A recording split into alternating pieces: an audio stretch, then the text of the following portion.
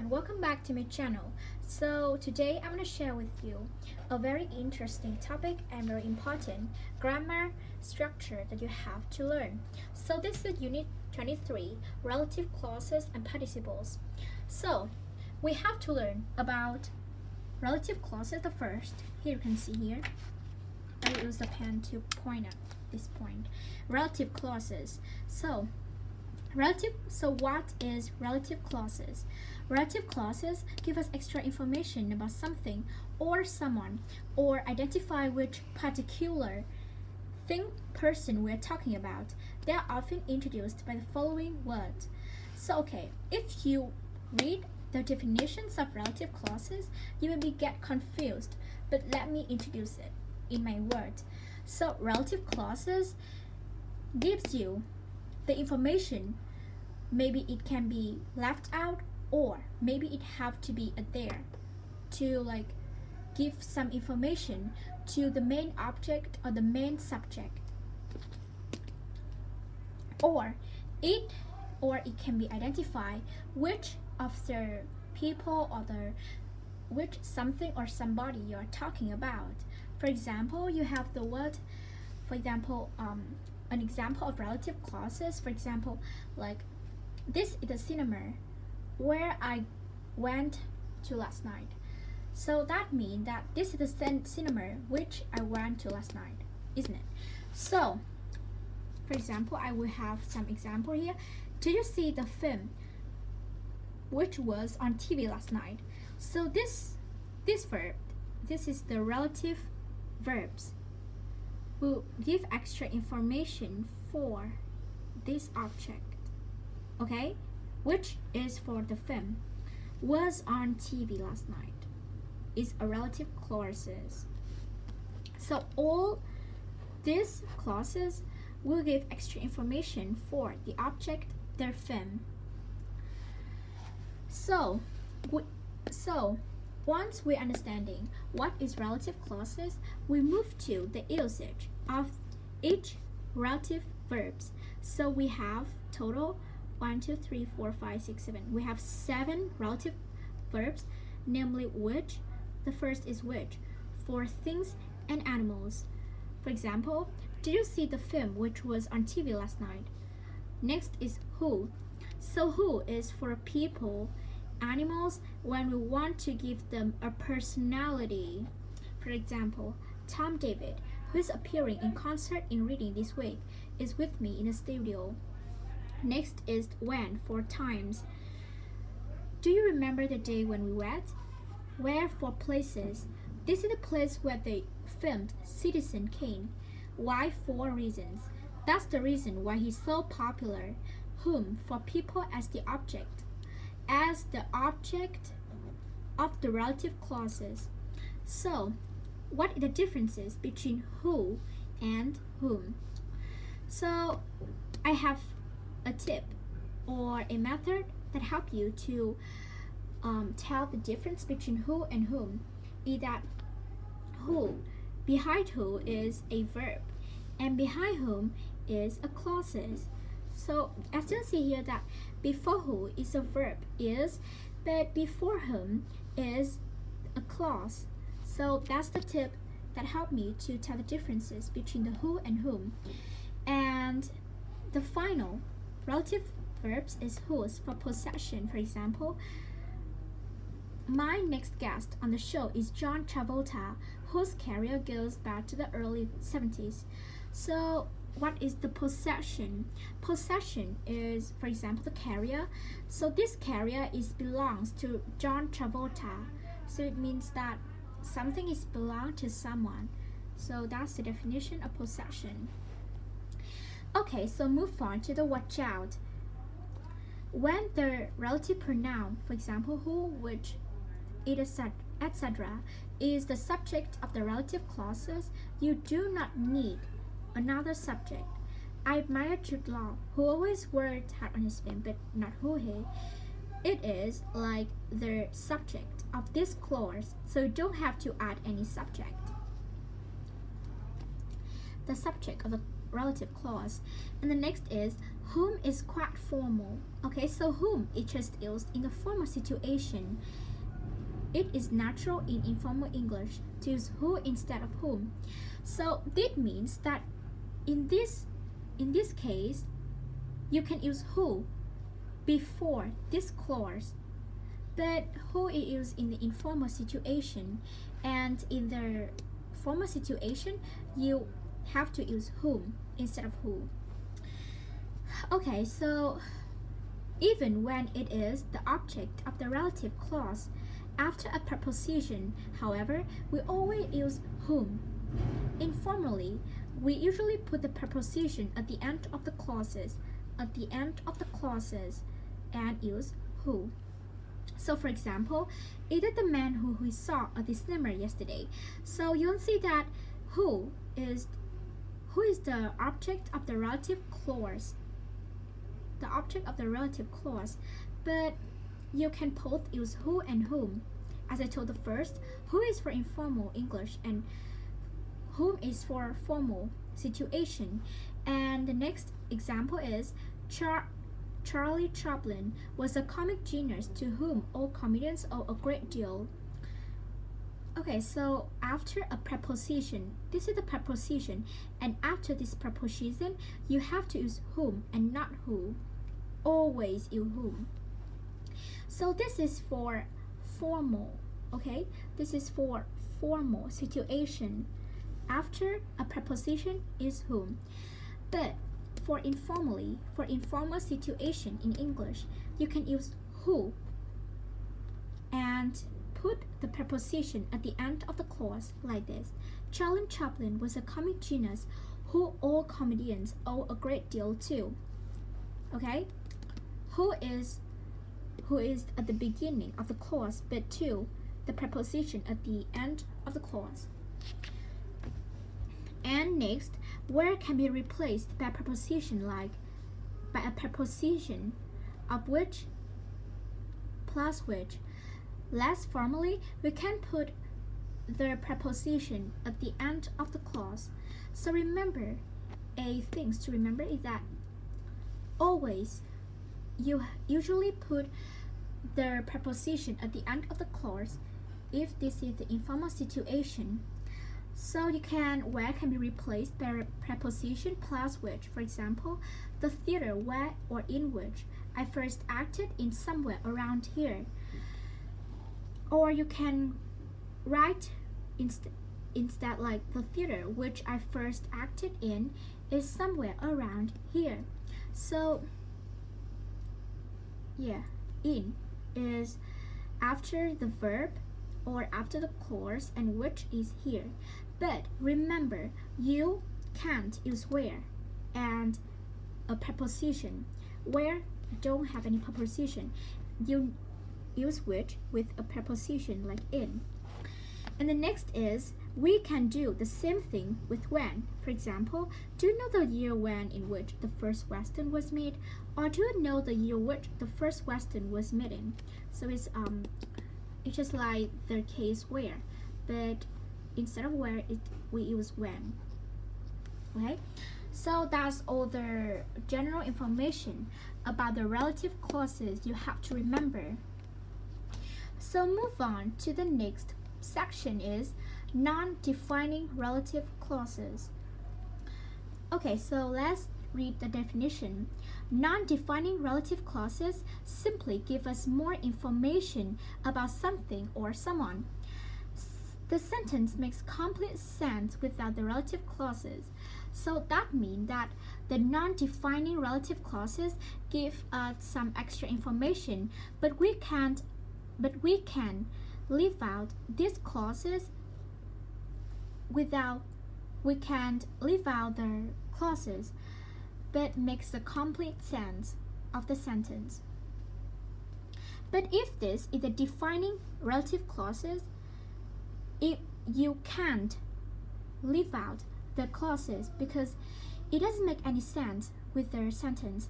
So yeah, usage to give extra information about something or someone. For example, Ray Watson, who starred in Bandit, is considering making a film based on the life of Einstein. So as you can see at the example, after I moved out to the watch out, you can see that in this sentence, we are separated the non-defining relative clauses between this comma. So we separated these clauses by a comma between their main clauses. So if we, for example, we move out this sentence, let's read out loud if it makes any sense. Okay, so I will use something to cover this, or I will cover this. Okay, so if Ron Watson is considering making a film based on the life of Einstein, so you see, even though we move out the clause, it completely makes sense of the sentence. So move on to watch out of the non-defining relative clauses. Non-defining relative clauses are separated from the rest of the sentence by comma. So comma is this, okay? This is comma. For example, Metro Monsters, which was filmed in New York, is very disappointing film. So we use this comma to separate it from the non-defining relative clauses with the rest of the sentence. So next, we cannot leave out the word which introduces the relative clauses, and we cannot use the word that instead. For example, this is the incorrect sentence, so it has the X. Mega Monsters were filmed in New York is a very disappointing film. So we can't leave out the word or the relative word out of there. Yeah, it have to be a clause. So a clause is composed of a subject and a verb, or sometimes we also have object. So if we move out the relative word, it doesn't make sense. So yeah, it's incorrect. And a very common mistakes of the non-defining relative clauses is Mega Monsters that were filmed in New York is a very disappointing film. So we can't use the that in that clauses because it is like you can't. It's a rule, okay? So remember in this sentence that cannot leave out the word which introduced the clauses and cannot use that instead. And the next is which can refer back to the whole of the sentence. So this is very important. This is quite common of the English spoken, both English spoken and English written. We finally got tickets for the concert, which were very lucky. So it doesn't mean the concert was very lucky. It doesn't mean the concert was very lucky. It means that getting tickets for the concert was very lucky. It means that both the which refers to both the sentence, refer to both the whole sentence, okay? So that's all about the non-defining relative clauses. And now we move to the second type of relative clauses is the defining relative clauses. So let's read out the definition. Defining relative clauses tell us which one of a group of things, people we are talking about. The sentence doesn't usually make complete sense without the relative clause. So it means that the defining relative clauses refer to a person or an animal of a group we are talking about, and the whole sentence doesn't make any sense if we leave out this type of relative clause. Okay, so usage is to tell us which one of a group of things, people we are talking about. For example here, so examples will clarify the definition for you. The book which I have read was the best of all. So if you first see at the sentence that it doesn't have any comma to separate it, the relative clauses, because this is the defining, and without that type of clauses, the whole sentence will not make any sense. Okay, so the book which I have read was the best of all. So you can see that the relative clauses here point out which book you have read was the best of all. So the book which I have read was the best of all. It just like give the important detail of something or someone. The one who is wearing a blue shirt is Justin Timberlake, isn't it? So this who is tell us which one is wearing a blue shirt. The who here is telling us about which one wearing a blue shirt. Let me think. Okay, so who here is referred to who is wearing a blue shirt. So Justin Timberlake. So you can understand that there are many people around wear a blue shirt, but when we're using the who, or in other words, we're using the defining relative clauses, it refers to Justin Timberlake. So it's this is a little bit confused, so you can watch some more besides my videos to understand more about this type of relative clauses. So let's move on to watch out.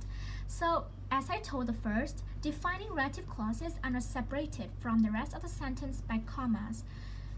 Yeah, it's just like a whole sentence without any commas.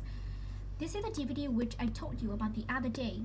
So yeah, you can see that. So with that example, you can see that the whole relative clauses refer to the DVD that you have told about. Okay, so the next things we have to remember is we can also use that to introduce the relative clause. It means that in the non-defining relative clauses we can use that, but in the defining relative clauses we can use that to introduce the relative clause instead of who or whom or which. For example, this is the DVD that I told you about the other day. I can see that we can use that instead of which. So the third is we can often leave out the word which introduces the relative clause when it is the object of the clause. This is the DVD I told you about the other day. So you can see here that it doesn't have any word introduce the relative clause because you can leave out. So when you read this, you can understand that okay, this DVD is I told you about the other day. So you can leave out in some cases in the case that it is the object of the clause. So in this case, the DVD is the object of the clause I told you about the other day. So you can leave out the relative words. And the next finally you have to notice that we do not need a preposition when we use where or when. As I told the first of this, that we can't use when or where with a preposition. For example, the theater where I first acted is somewhere around here, but we can't say the theater where I first acted in is somewhere around here. It's wrong, it's incorrect sentence. But if we replaced it is which, like the theater which I first acted in is somewhere around here, it is correct, but we can't use where with a preposition, and also with when too. Okay, so that's all the information about relative clauses. So now we move on to a very common part of grammar in English is participles. Okay, so here is a section of participles. So what is participles? The first questions when you meet something new. Okay, so participles are participles here. So we have three types of participles. So the first type is present participles and their symptoms, and it always ends in form. The next is past participles, usually end in ed. Although there are many irregular verbs, it means that you have we in the past participle also have two types. First is the ed, and second is the irregular verbs. So you have to learn by heart the irregular verbs in order to do, or in order to recognize the past participles. So at the end of this book, we also have a irregular verbs glossary. I'm not sure, but once I have found it out. Okay, so this is the past. So can hear this is the past participles. You have to learn by heart all of this because it doesn't follow any rule. Okay, yeah. So come back to our topic. Oh my god. Okay, so this is the past participles, and this finally type of participle is the perfect participles are formed using having plus past participle. And now we will discover about the usage of each type of participles. So the first usage is to follow prepositions and conjunctions. We can use present and perfect participles.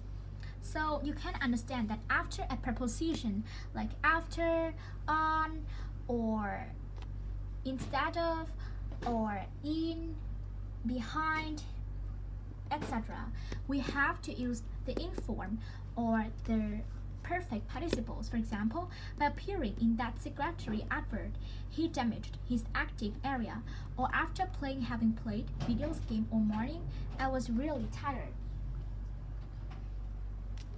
And the next is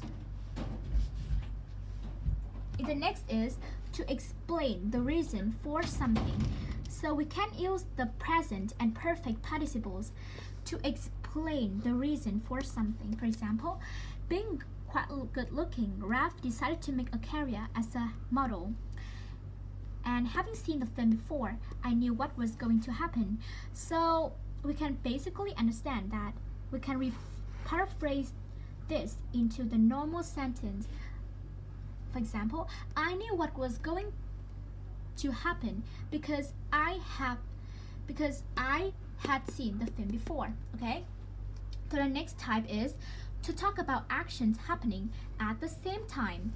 It means that two or more actions happening at the same time. We use only present participles. For example, waiting for the show to begin, I felt really nervous. So it means that while waiting for the show to begin, I felt really nervous, and both these actions were happening at the same time. Okay, so the next is to replace some relative clauses, present and past participles. So as you can see here, that we have a relative clauses is imagine being the person who is directing a big budget film. So we can make it shorter by imagine being the person directing a big budget film. So it is also like this, verb in and during the directing. So this is the active form, this is the passive form, like chosen, and the right short form of who is chosen. And the next is to talk about past actions happening in sequence, perfect participles. Having finished my homework, I decided to go to the cinema. So you can use the having plus past participles to refer to an action that happened before another action. So in this case, I had finished my homework before going to the cinema. So we use this type, the perfect participles, to refer to this usage. And the final usage is as an alternative passive form using past participles. For example, made to wait. The actor began to get very annoyed. So yeah, we use the past participle here to refer to the passive form, or it is the short form of the actor was made to wait and he began to get very nervous. very annoyed. It is also like the chosen and who is chosen. And watch out is you have to be careful what the participle and the rest of the sentence both refer to the same subject. It means that both this part and this part is have the same subject. And this is the wrong way to write this type. The participles is watching TV, a news report came on about Hollywood. So this isn't the same subject, so it's incorrect. Okay guys, so that's all our lesson today about relative clauses and participles. I hope you guys find these videos useful, and through this video you can understand more about relative clauses and participles. Thank you so much, and see you later at the next videos about entertainment vocabulary. Goodbye. See you later, and goodbye. Now I have to have lunch because my mom is calling me a couple of minutes ago. Okay, so bye.